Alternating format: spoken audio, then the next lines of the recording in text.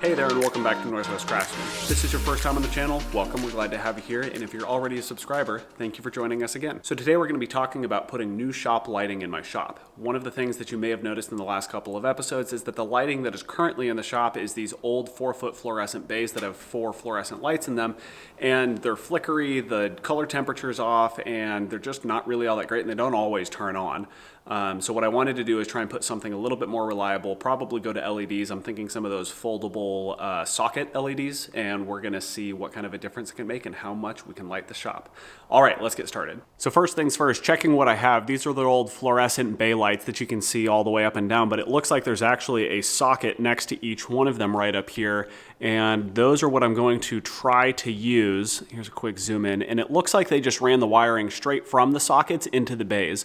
So I'm gonna go ahead and turn the power off and then take these bays down so that we can see what the wiring actually looks like. I may need to replace those, but I don't know. We're gonna see what it looks like. So first off, we wanna test to make sure that our current pen is working, to make sure that when we go to check the sockets, they are all clear. Turn this guy on. Yep, it works. So after testing this fuse box the other day, I learned that it is this fuse that we want to remove. And that should safe the lights. And then to confirm that the lines are actually dead. And it looks like we're dead. Okay, safe to start working. So here's a closer look of what we have. It looks like they ran the wiring straight through this light socket and then pulled off to go to the fluorescent bay. So I'm gonna go ahead and get this guy down or pull off the electrical portion, see if I can't get it unwired, and see what's under there.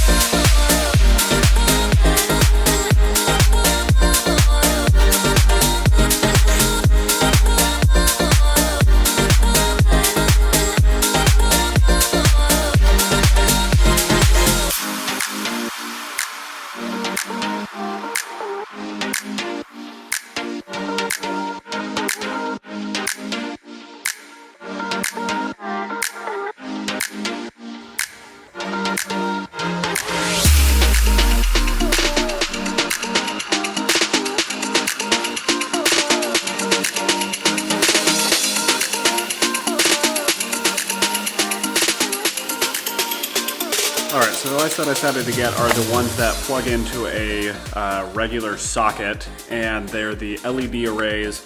These guys are supposed to be rated at about 12,000 lumens with a color temperature of about 5,000 K.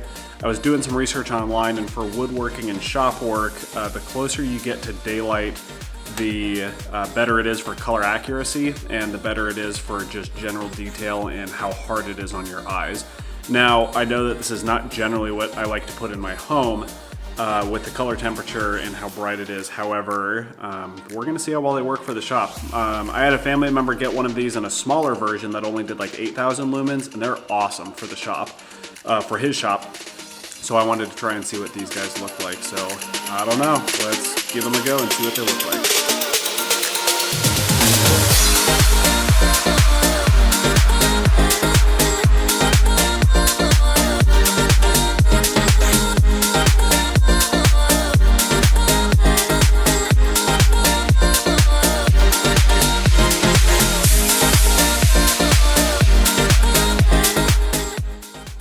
Here's the moment of truth. 36,000 lumens in the shop.